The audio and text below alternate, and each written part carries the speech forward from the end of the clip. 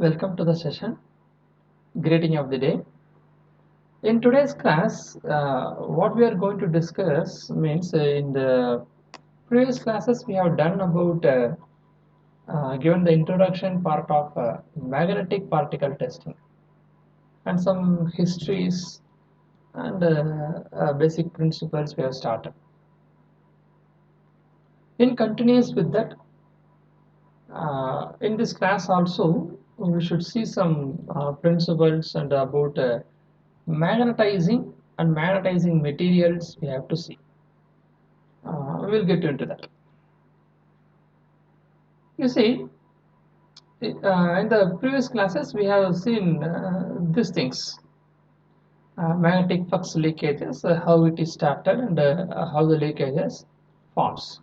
So this is how we have started.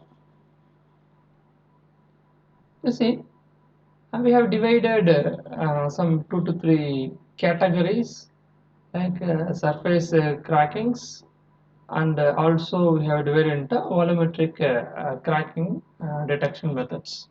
On that we are on the discussions of magnetic particle inspection. Right, in the NDT methods there are totally 8 methods are there. Out of that we are in discussions of this magnetic particle inspection. We have already mentioned those things all. Now, in continuous with that, I would like to go ahead with the particle testings. What are the materials available?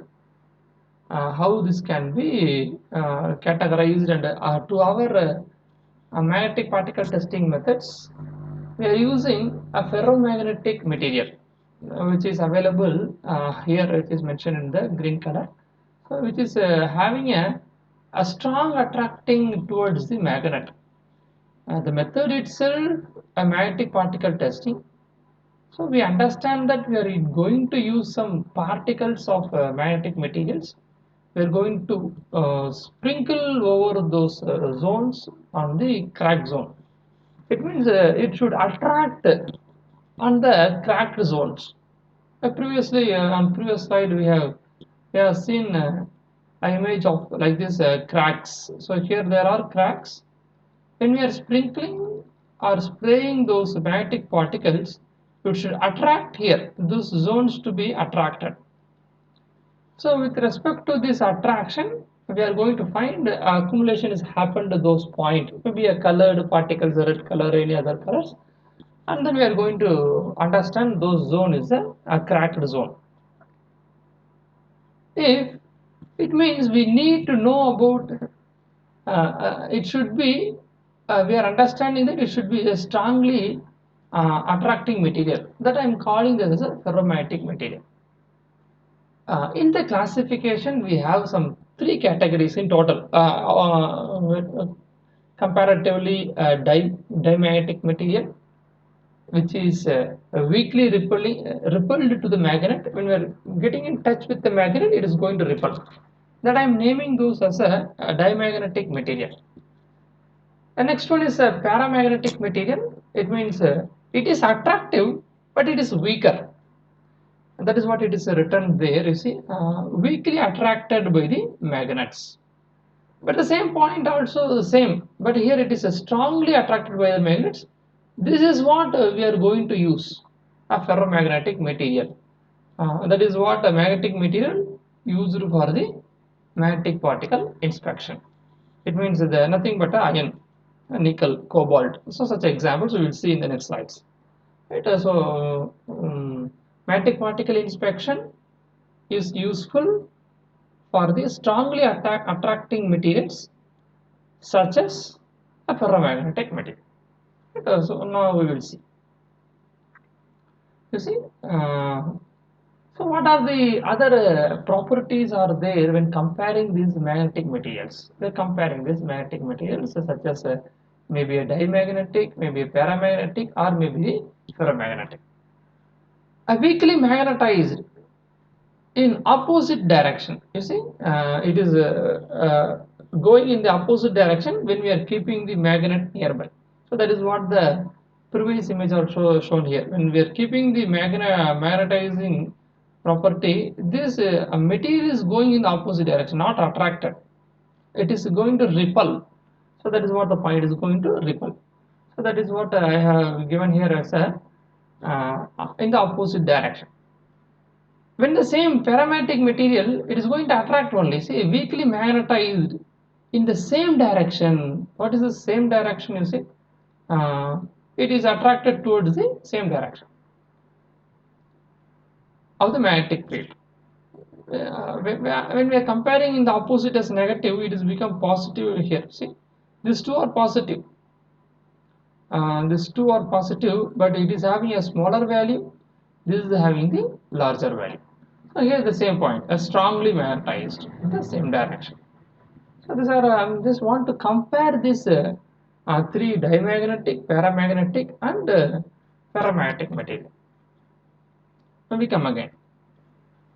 In comparing to the diamagnetic material, the repulsion we understand, but at the center, when the material center, what happens? You see, the repulsion of the magnetic lines of force from center of the material. So it is also from the center. It is not possible to cover. No force is available here. Magnetization means at all zones you should have uniform lines, uniform magnetic force to be there, magnetic flux lines to be there. But in the diamagnetic, it is not there as because it is getting repelled. When we are coming to the paramagnetic, we understand it is going to attract. Here also it is attraction. Here also it is attraction only. Paramagnetic material also attraction, but it is heavy. It is light. Magnetic lines are forced toward the center of the line. It means attraction takes place of the magnetic lines of force towards the center, but it is a lighter. But it is a lighter one. But here it is, you see, heavy attraction of magnetic field, a line of force towards the center of matter because it is coming here, center. It is, you can see it is a double line. Here it is a single line. Therefore, we can understand paramagnetic is a lighter magnetizing, ferromagnetic is a heavier magnetizing. We are going to work out on the heavy magnetic material as because on the crack we need to attract the magnetic particles inside. So these are some properties of a ferromagnetic material. So similar points are in the different form. Non-uniform magnetic field, maybe strong field towards the weak field. Here the paramagnetic non-uniform, same similar weak field to the strong field. Here heavily strong field. It is creating some strong magnetizing fields. Now I am coming to these applications. They lose their magnetism of removal of the external magnetic field. I'm just magnetizing, even though it is repelling, it is not even observing the magnetic property. So we could have here in our lower standards how to magnetize the material. So magnet has to, we have to scratch the magnet, maybe a single magnet or maybe the double magnet. So such things we have here, one touch method, double touch method, or otherwise electric methods. So we have here this induction methods. So we have here this how to magnetize. So similar method we are going to use here also for magnetizing the material and demagnetizing the material, and in between that we are do the inspections. So such things we observe. Here you see for a paramagnetic material, they lose their magnetizing when a material has been removed after magnetizing. Maybe we could have getting near the magnetic material, it is magnetized. When the magnet is getting moved from away, the material is not in the same permanent magnet condition. It is losing its property. But when it is coming back again for touching, it becomes magnetized. It is removed, it becomes non-magnetized because it is weakly. Therefore, it is called as paramagnet. Now I am coming to the second one of third one of a ferromagnetic material. They do not lose their magnetism. See, do not lose their magnetism. Not lose their magnetism. So On removal of external magnetic field, therefore, it become a permanent magnet. It means residual magnet is stored there. Residual magnet because we intentionally magnetize and we done the inspection and we went back. The residual magnet is staying back there on the material itself because we only magnetized. It should be demagnetizing to be done after inspection. That is one point you should remember. There are types of demagnetizations also available. One by one we have to see those things. So this is one. So the materials. So magnetizing materials, what are available? So on the diamagnetic, maybe the solids or maybe the liquids or maybe the gases. So anything, maybe the water, copper, mercury, gold, hydrogen. So there are weakly magnetizing material. Water weakly, so copper, mercury or golds are there. Now I am coming to uh, paramagnetic material. Maybe here also solid liquids or gases are there, like aluminum, platinum, sodium, and ground gases. But you see here we are getting iron. We know this. We have studied in the lower classes. Iron or ferromagnetic material, or maybe only that are only solids, and it is strongly attracting. So that is why it is called as maybe a nickel, or maybe the cobalt, or maybe its alloy system. So this is what I have told in the very first slide of the magnetic particle inspection. So this is about this types of magnetic material. You see, I'm a little bit. We have to see about this ferromagnetic material because ferromagnetics is our topic, and we are going to see about this is what we are using for inspection. A little bit we later getting into the deep on this. You see, a ferromagnetic material have a positive susceptibility to magnetic field. Yes, they exhibit a strong attraction on the magnetic field and are able to retain their property after the external field being removed. This is what the same point we have studied seen here also. It does not lose the magnetism on removal. That is what I have given the text here also. They exhibit the strong attraction of magnetic fields, uh, are able to retain the magnetic property after external field has been removed. So when the magnet is getting nearby, it will be mean magnetic field. Therefore, it will be magnetized. That we know. It will exhibit a retain or residue back the magnetic field, even though the external magnet is not available. So that is what the point for ferromagnetic material. The ferromagnetic material has some unpaired electrons, so that atoms have a net magnetic moment. They get their strong magnetic property due to the presence of a magnetic domains. We understand this. Strong magnetic domain. You see, they get their strong magnetic property due to the presence of a magnetic domains. In these domains, a large number of atoms movements are aligned parallel so that the magnetic force within the domain is strong. This happens during the solidification of material where the atoms movements are aligned with the crystal. So that is why you see when the material are generated, magnetic materials or ferromagnetic materials, ions are generated, we have to heat and melt it, maybe like a casting process, we heat and melt and it is going to solidify. During solidification process, you see, during solidification process, you can able to get a clarity. It means grains are formed there. We know this solidification of metals. We have studied in the metallurgy or in the production. We have studied. So during this grain formation terminates or makes some discontinuity in the flow of field flow of this magnetic force of attraction. So that is what I have given here in this picture. You see, the force in the unmagnetized material, you see, in the unmagnetized material, it's all in the various directions. This happens during solidification due to that of grain formations, also due to that of the grain formation. But this is a ferromatic material, this is iron material having the property. Usually the ferromatic material become paramagnetic when it is crossing the we name it when we cross the Curie temperature. In the iron carbide diagram we have seen a critical temperatures A1, A0, A3, so those things. It is nearer to that Curie temperature. So when it is crossing, then the ferromatic material become a paramagnetic, a weakly magnetizing property. Until then it is a ferromatic material, ferrite is there available there.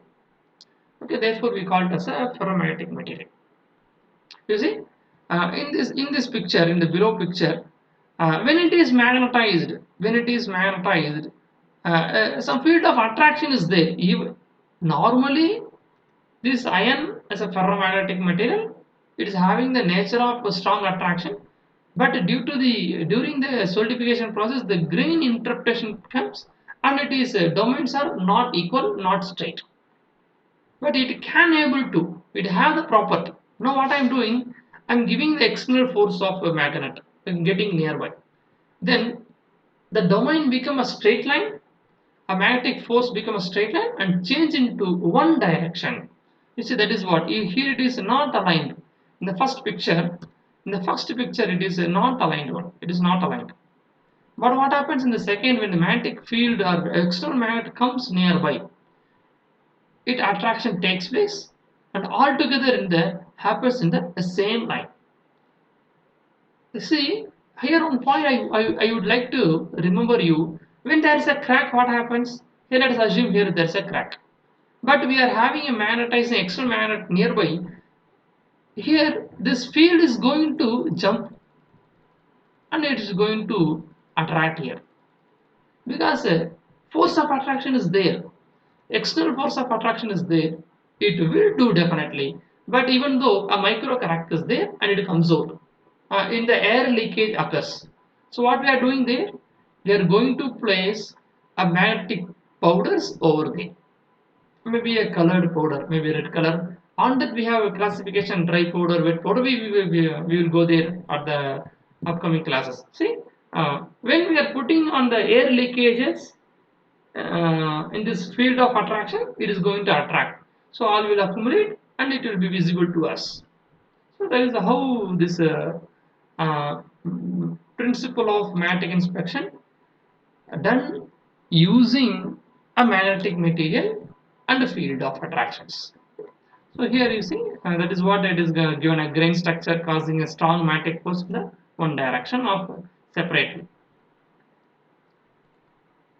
When a ferromatic material is unmagnetized, the domains are nearly randomly organized. That is what this one randomly organized. Since the crystals are in arbitrary direction, the net magnetic field per part is whole is zero. It is not going in one direction. Now, when the magnetic force is applied, so external force is coming nearby. External forces are coming nearby. So now it is going to ferromatic material is going to attract. The domain becomes aligned to aligned to produce a strong magnetic field within the part. So here itself it is creating a strong magnetic field in one direction. Let us assume one person is dragging a vehicle. When the 10 to 5 persons together drag the vehicle, the attraction will be more, or force will be high. It's the same pattern here. Right? Ferromatic materials in the unmagnetized state are singular. But when it is a magnetizing force is applied, external magnetic force is applied, all become uniform and the force of attraction is more.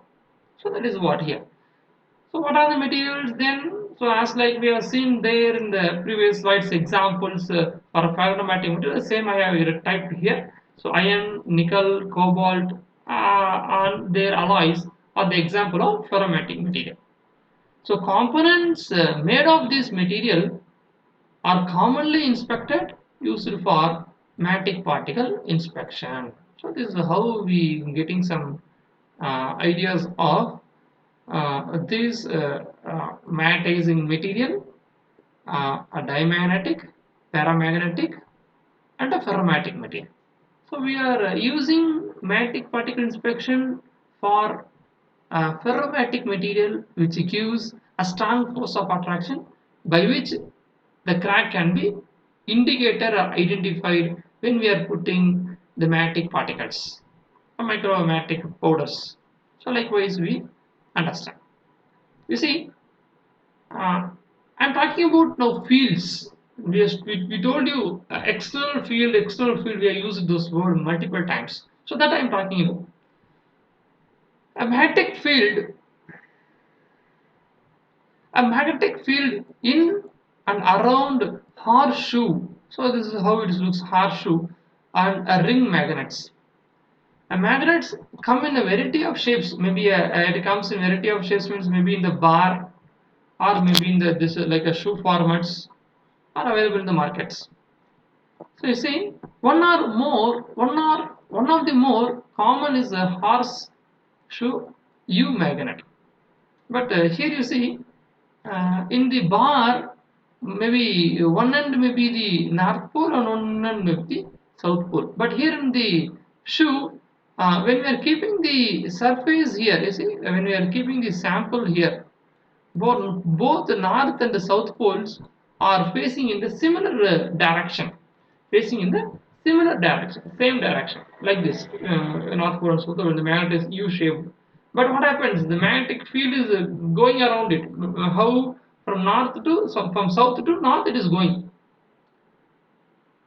But we know this attraction of going magnetic force from south to north pole, maybe the clockwise, happens happens searches for the nearest path, pole to pole, north pole to south pole, searches for the nearest path of movement.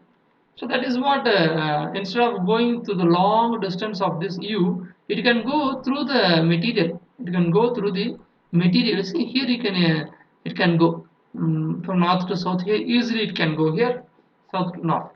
So likewise, we can able to understand. You see, horseshoe magnet has north and south poles just like a bar. This is a bar I have drawn here. Similarly, in the U-shaped horseshoe magnet also we have north and south poles.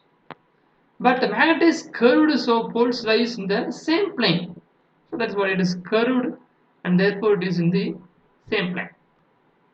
So magnetic lines of force flow from pole to pole just like a bar magnet. Some pole to pole, north pole. Here in the bar magnet, what happens? I'm drawing here. You see, it goes like this. We have seen this thing, same things in the same things in the previous slides also. So I think we can see this one. This one. You see here, this is going like this. So field. Right? It is going here like this. So that is what I have given here also. Right? However, since the poles are located closer together, so here north and south are placed closer together in south and north poles, a more direct path exists for lines of flux to travel between the poles. The magnetic field concentrated between the poles here. So nearest path it is searching. So general properties of this magnetic field, what we understand from here, uh, this magnetic properties, what are they available, field, how it is generated, why, the property is nothing but what I'm telling is going finding the nearest path, that is our property. So likewise, you see, magnetic lines of force have a number of important properties, which include they seek the path of least resistive between the opposite magnetic poles. It means the least means one end to another end, going through the this direction. So this is the least path. So this is the least path instead of going for the U-shaped one. But it travels continuously. In a single bar magnet shown, the attempt to form a closed loop from pole to pole. It means from north to south. It is trying to travel.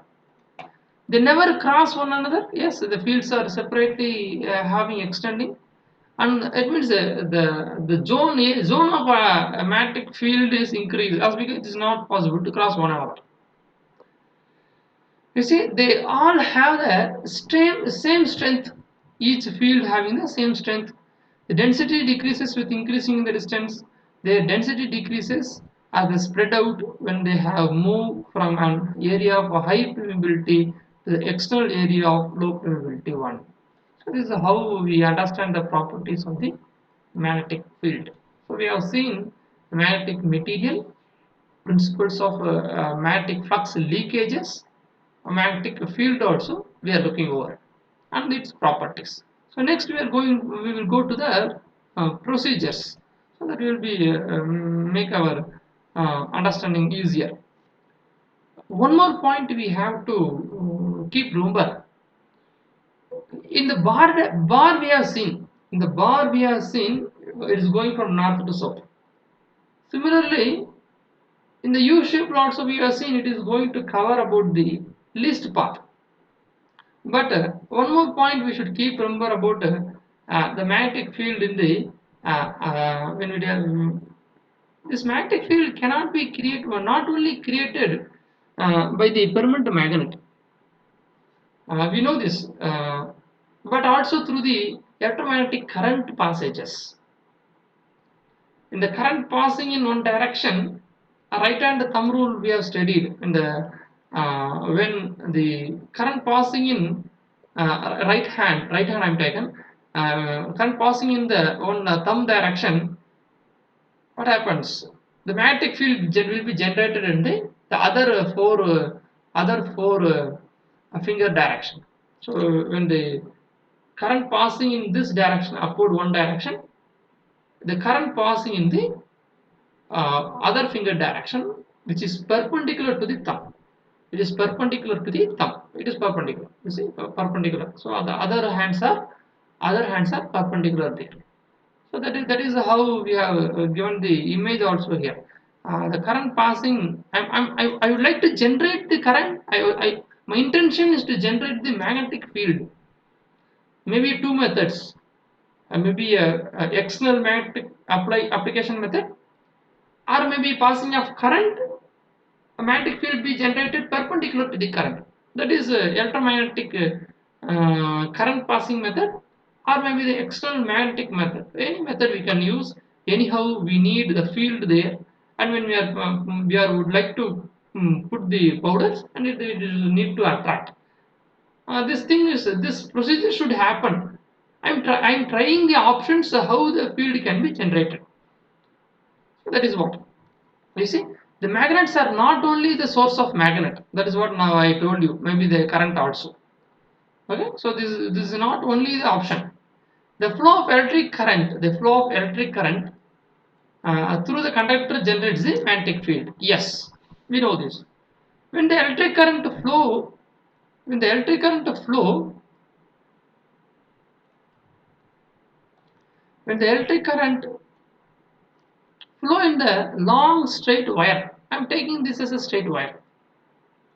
A circular magnetic field is generated in the anti-clockwise direction or in the finger direction. So that is what we are telling. This is a perpendicular. So the current passing here in this wire or thumb direction, and the current flows in the finger directions, anti-clockwise. The intensity of this magnetic field is directly proportional to the amount of current carried by the wire. The strength of the field is strongest next to the wire and diminishes the distance. In most conductors, the magnetic field exists only as long as the current is flowing. Yes, we agree this. It is okay for a material such as a paramagnetic material. That is what I have given in that some color. In the most conductors, the magnetic field exists only for as long as the current is flowing. But what happens here? That is not the condition for a ferromagnetic material. It's already a ferromagnet. When additionally the magnetization is formed, it becomes the permanent magnet. Even though the residual external force of our current, anything which is we are terminating, Even terminating also, the ferromagnetic material act as a permanent magnet. So at last we should go for a demagnetizing process that we will see. Methods we have to see. However, in the ferromagnetic material, electric current will cause some aromatic domains to align and residual magnetic field is remain. So this is what the point I am repeating.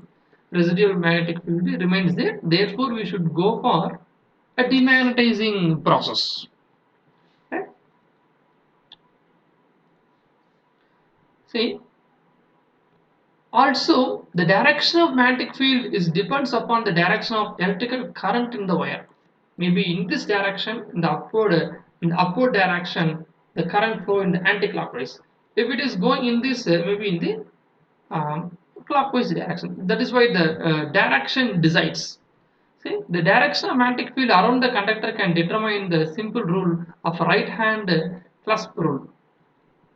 So if a person grabs a conductor, in right hand, I'm taking maybe current flowing through this direction, I can able to take and grabs in the right hand. With the thumb pointing the direction of current, upward.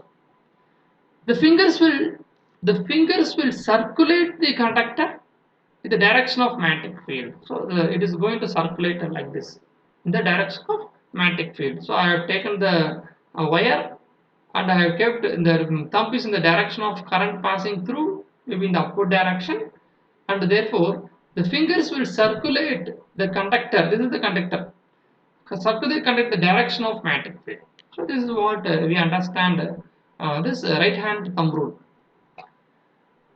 Note, remember that the current flow from the positive terminal to the negative terminal, electron flow maybe in the opposite direction. So this is what our understanding.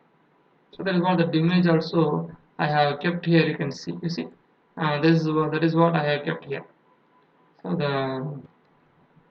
So you see here.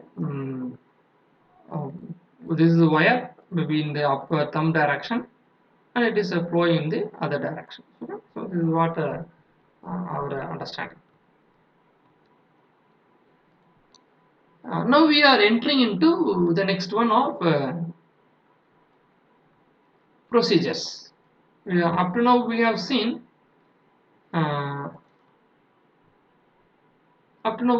about this introduction, principles, or maybe the flux leakages and the magnetic field. What are the magnetic materials? Diamagnet, paramagnet, and ferromagnetic materials. How this magnetic field is affects this ferromagnetic material. Those things we have discussed. In the upcoming classes, we will see about the remaining procedure, how to do inspection.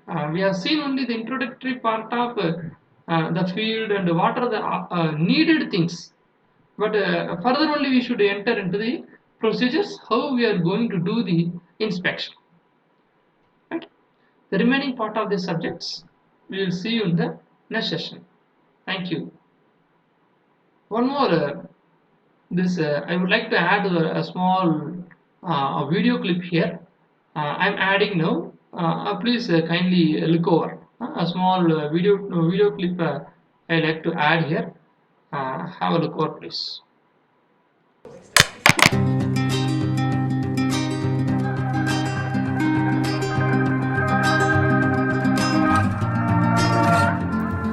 What is magnetism?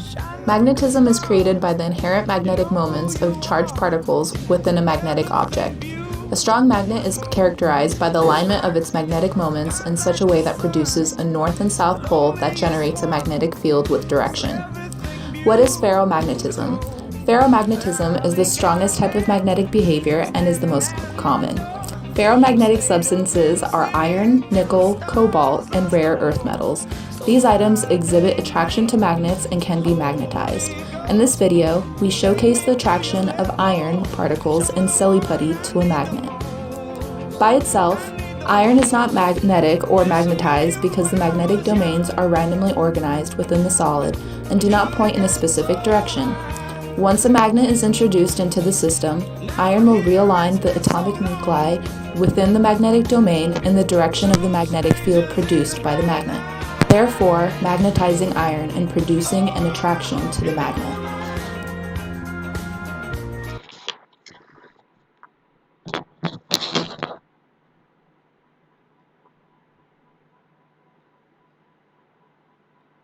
Right. So this is how some few. That is a YouTube video only. It will be the other from other sources we have taken. It may be useful for you. The remaining part of the subject we will see you in the next session. Thank you.